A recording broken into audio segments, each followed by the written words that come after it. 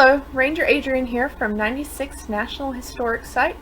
I hope you are enjoying your 4th of July weekend, and thank you for joining us for this special virtual event, Profiles of Independence. Here, each of the Southern Campaign Parks Group Rangers has chosen one of the 56 signers of the Declaration of Independence to research and present.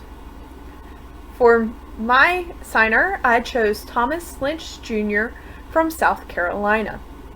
He was the second youngest signer, only 3 months younger or older than Edward Rutledge. However, he was also the signer to die at the youngest age. At only 30 years old, Thomas Lynch Jr. never saw the end of the Revolution and never saw the results of his work come to fruition. However, even though his life was short, it was very influential in both the state and the nation. Thomas Lynch Jr. was born the only son to his parents, Thomas Lynch Sr. and Elizabeth Alston, at Hopsawee Plantation near present-day Georgetown on August 5th, 1749. He received his early education at the Indigo School in Georgetown. Like many wealthy of the time, however, he would finish his education in England, first at Eton College, a boarding school, and then at Caius College, part of Cambridge University. After graduating from Cambridge, his father encouraged him to stay in England and study law, and so he did so. He left Cambridge for London, where he would attend Middle Temple. He was there for several years, but towards the end of those years would begin to hear about the discontent in the colonies, and so decided that it was time for him to go home. And so he set sail for the Americans in 1772. After returning to South Carolina, he married his childhood sweetheart, Elizabeth Shubrick.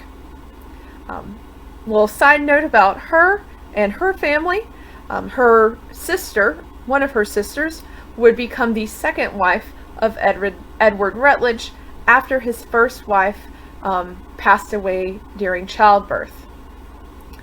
So, back to Edward Lynch and his wife Elizabeth. They set up their home at Peachtree Plantation on the North Santee River, just a few miles from where he had been born.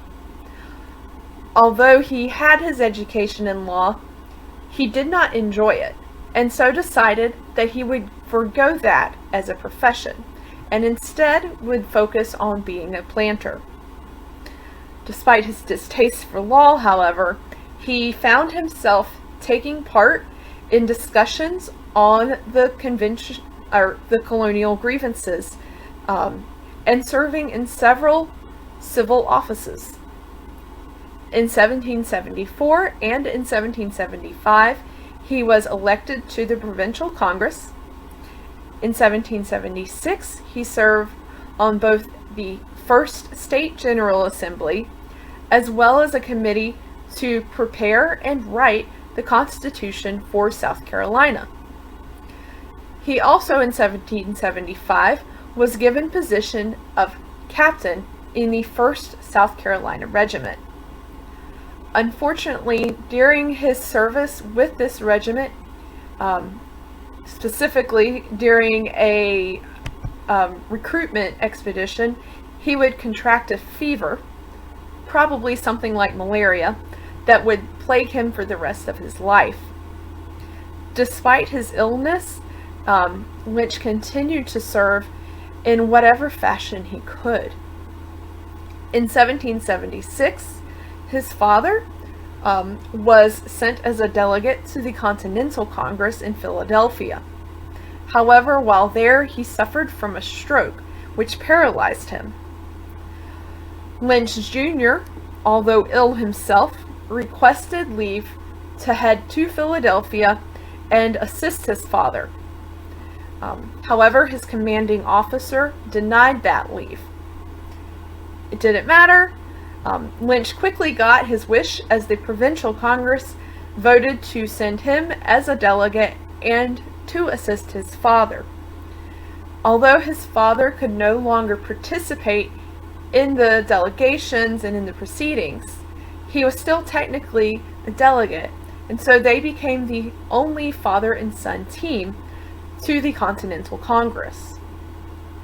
By the time of the signing of the Declaration of Independence, Lynch Sr.'s health had not improved, and so he was unable to sign that important document. In fact, if you look at the signatures on the Declaration of Independence and you find the group of South Carolina delegates, you'll see that there's a significant space between the signatures of Edward Rutledge and Thomas Hayward's. That is where Thomas Lynch Sr.'s signature was supposed to go. However, his son, Thomas Lynch Jr., was able to sign, and he did so at the age of 26. Unfortunately for both Sr. and Jr., they were unable to continue their service to the Continental Congress. By the end of 1776, neither of them was faring well health-wise, and so they began the slow journey back to South Carolina. Unfortunately, on the way, Thomas Lynch Sr. suffered another stroke in Annapolis, Maryland, and died there. He is buried there. After seeing to his father's burial, Thomas Lynch Jr. continued to South Carolina, and once reaching the state, retired to his plantation to rest. He did eventually continue to serve and represent his parish as he could, and he served in the General Assembly. However, by 1779, he was forced to resign due to his health. That year, he and his wife decided to sail for the southern area of France, or in hope that the climate would help his condition. They boarded the ship in Charleston on December 17th, 1779, but were never heard from or seen again. At just 30 years old, Thomas Lynch Jr. spent much of his young life working toward building a country that would be separate from England. However, he would never see the end results of his hard work. I hope you've enjoyed this little video on Thomas Lynch, and that you enjoy the rest of the upcoming videos, and that you have a nice rest of your 4th of July weekend.